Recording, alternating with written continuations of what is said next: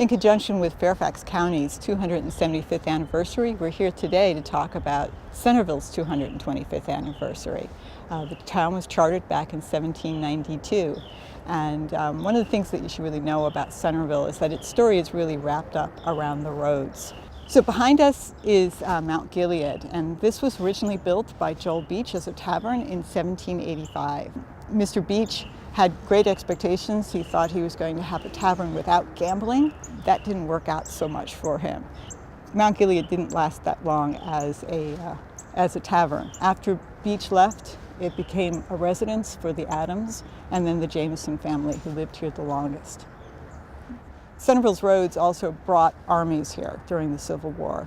They were strategic for both the Union and the Confederacy. Within the historic district, we have a number of surviving structures. There's Mount Gilead that's behind me. We also have St. John's Church, the old stone church, which was the Episcopal Church. We have several 20th century buildings like the Sears House.